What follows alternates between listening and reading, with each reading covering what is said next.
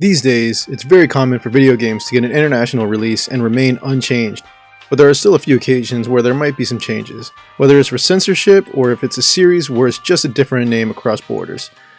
For the most part, these days, games remain the same so everyone gets the same experience. Well, you know me, I can't just leave it alone at just discussing modern games. I gotta take it back a bit. So I decided to dive into my collection and pull out a few games to look at the differences they received when they came to the States. As usual, if I don't have a certain game, I can't really speak too much on it. So anyway, let's get started. I've only recently gotten into collecting import games, and there's usually a fun story to tell behind them. Some titles I got because it was completely rebranded to come overseas, particularly the Puyo Puyo series. In the US, we received Dr. Robotnik's Mean Bean Machine on the Sega Genesis, but it was just a reskin version of Puyo Puyo for the Mega Drive. The gameplay remains the same, and even some of the sprites were carried over, but the backstory, as well as opponents, were changed to fit the Sonic world. This would be the only time Puyo Puyo would be completely reskinned for the US, as Sega's rival, Nintendo, would also receive a Puyo game in the form of Super Puyo Puyo on the Super Famicom. It kept the same themes as its Mega Drive counterpart, and even the music would stay the same. But the Super Nintendo version would be reskinned as Kirby's Avalanche. This version would see a bit more of a facelift to differentiate it from its Japanese counterpart, but it still retains a lot of the same aspects.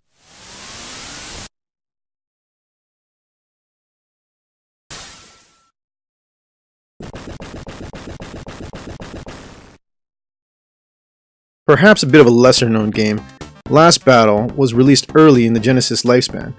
This game was actually a different game entirely in Japan. The Japanese version is actually based on a manga.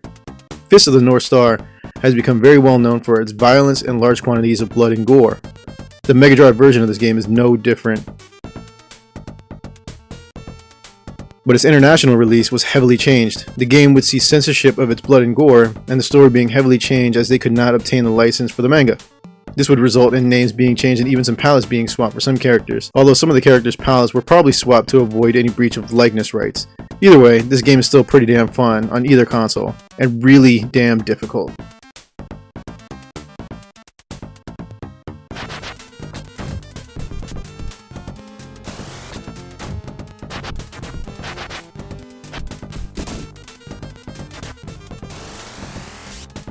In the early days of video games, not all games were created equal.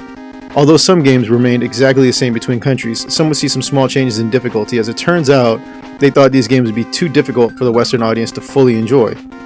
Some games received the option to set the game to a lower difficulty, and others would have the change forced upon the player.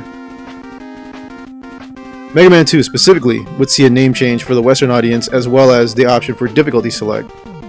Hard mode being the same as its Japanese counterpart, and normal being essentially easy mode. But at least you had the choice. But even Mario was not immune to these changes, specifically a game that is arguably considered one of the best, if not the best Mario game, Super Mario Bros. 3. There were some cosmetic changes made as well as language translations, but the biggest change was the difficulty, the Japanese version being the more difficult version as usual. This change is minor, but still pretty damn big. If you have a second tier power up, such as a fire flower or a leaf, and you take a hit, you will revert all the way back to Little Mario. The Western release would make things a tad easier by only reverting Mario to Super Mario instead of Little Mario. This may seem like a very minimal change, but if you have come to rely on the ability to take that extra hit, this will completely upend your attempts at beating this game. Personally, I like a bit of a challenge. Keeping in line with Mario games, Mario 3 wasn't even the first game to have dissimilarities between Japanese and Western releases. Everyone hold on, because this one will get confusing. Super Mario Bros. 2. This game was another hit for Nintendo. It was a drastic change from the first and even allowed you to play as 4 different characters, each with their own different attributes. But the thing is, this isn't actually Mario Bros. 2. Super Mario Bros. 2 was actually more like the first game, but it turns out this game was feared to be too difficult for the West, going so far as to not even be released on the NES. We wouldn't even see this title until Super Mario All-Stars when it was released as a Lost Levels. The game we know as Super Mario Bros. 2 was actually an entirely different game from a completely different franchise. Doki Doki Panic saw a different set of characters going through the same levels we're aware of and in a different backstory. Some smaller changes would be things such as sprites and audio being altered. The gameplay mechanics would also be changed for the Western release to more closely reflect the Mario series by adding the ability to run. The American release would become so popular that the game would be re-released in Japan as Super Mario USA. Funny to think that Mario Bros. 2 can refer to one of 5 different games. Mario Bros. 2 in Japan, Lost Levels, Doki Doki Panic, Mario Bros. 2 in the USA, or Super Mario USA. Video game collecting has always been a fun adventure for me, and collecting imports has only added to the fun. I love the stories to tell behind these different titles and hope to continue adding more stories to tell here as well as more titles to my collection. Please like and subscribe if you enjoyed the video. Also leave a comment if I forgot something. I also exist on Twitch and Twitter if you want to interact with me a little bit more there. Until next time, this is